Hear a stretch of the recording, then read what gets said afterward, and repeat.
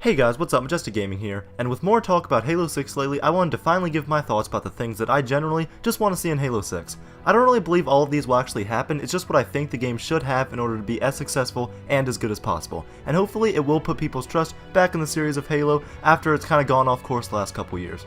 So starting with the campaign, obviously we already know that they did confirm split screen earlier last year, which is so stupid that wasn't even in Halo 5, but that's all in the past. I do think the story just needs to kind of be simplified and honestly just kind of toned down a bit.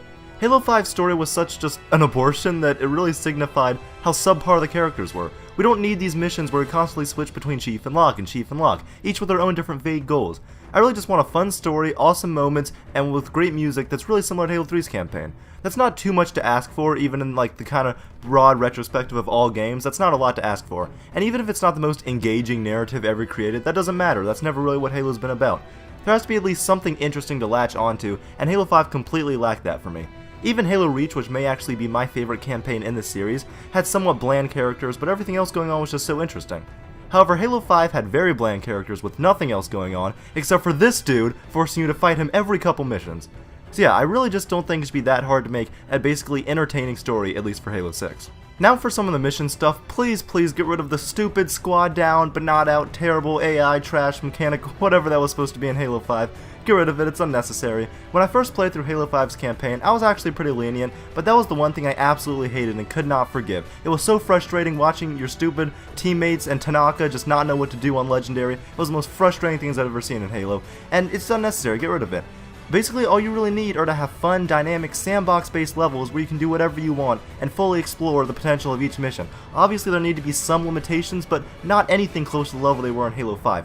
Let the players be able to explore what you've made for them in the missions. Have them explore the full potential of everything you've made and be able to go around and find new cool weapons or hidden Easter eggs, that kind of thing. Have an engaging Scarab or Kraken fight where what you do actually matters, not whatever the Kraken fight was supposed to be in Halo 5.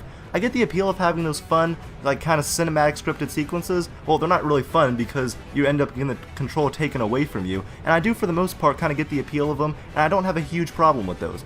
But they need to be used in moderation, and not the only source of fun action that the player should be feeling in the campaign. You should be able to convey that in other ways that doesn't involve the control being taken away from the players. And finally, please nail the Promethean design for the crawlers and the watchers. It will have been 3 games when Halo 6 releases with Prometheans in them, and although the Knights were heavily improved in Halo 5, and I was really grateful for that, Halo 4, we don't need to talk about that, but Halo 5 they were improved, and the same can't really be said though for their fellow soldiers.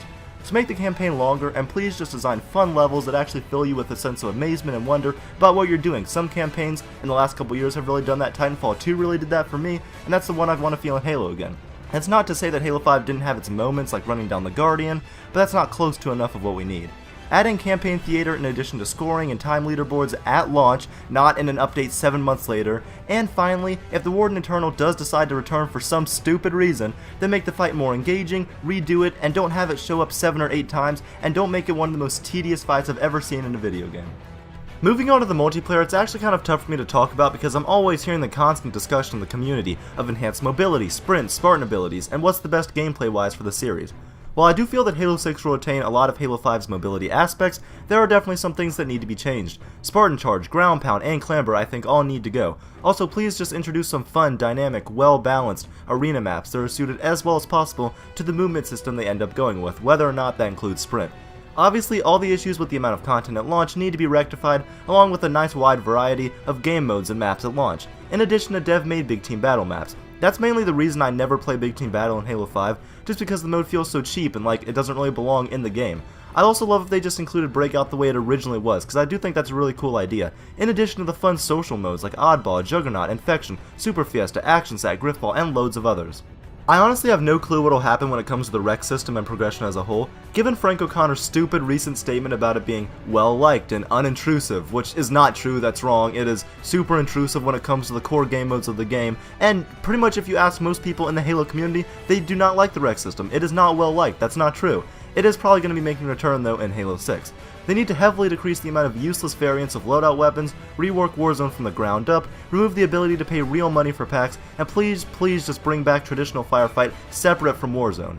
completely remove emblems out of packs and have them fully customizable, just like they were in Reach, and also go back to a credit-based unlock system for cosmetics, like Reach also, or just an achievement-based system, kind of for doing certain tasks and then getting armor, or even a combination of both would be really cool. We don't need $15 rec packs that give you a chance of getting one set of Halo Reach armor that you really want, and it's just the chance. You're not even guaranteed the armor, you're just guaranteed the chance, making you want to pay more money if you don't get it in the future. Bring back Reach's levels of customization where you can change more than just the helmet, the torso, the visor, and some different colors that you can change it with. Have creative big team battle or Warzone maps like Spire or Sandtrap with cool unique objectives and vehicles, and also just include playable elites with customization that have their own modes, like Invasion. Go ahead and bring back Halo 5's Forge with the necessary upgrades and changes you need, and the ability to forge on Warzone maps would be really cool. And something from Halo 5 that I really want to see return is the custom game browser. If it's not in the core game on launch day, that'd be okay, as long as it's added in sometime in the future. And this is just such a cool idea in Halo 5, and I'd love to see it in Halo 6 from day one. Just please add in the ability to have a fire team go with you through the different custom games, because that was a real pain for me in Halo 5. I would also really enjoy seeing loadouts return and custom game customization, because in Halo 4 there were a lot of modes that me and my friends would make that we just can't really do in Halo 5 because we don't have the option to customize loadouts because loadouts aren't in Halo 5. As long as they don't end up in the main matchmaking, I'll be fine if loadouts return as a customizable option in custom games.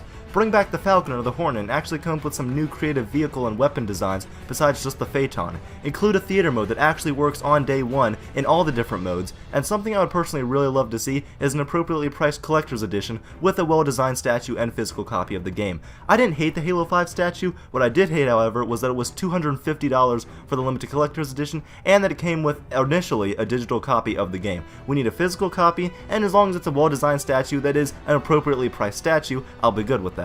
Bring back the art style kind of Halo Wars 2 of the vehicles, the Spartans, the weapons, and pretty much everything from that game, because from an art style standpoint, Halo Wars 2 visually just looks stunning, and also obviously we need challenges that need to make a return to give players something to work towards every single week.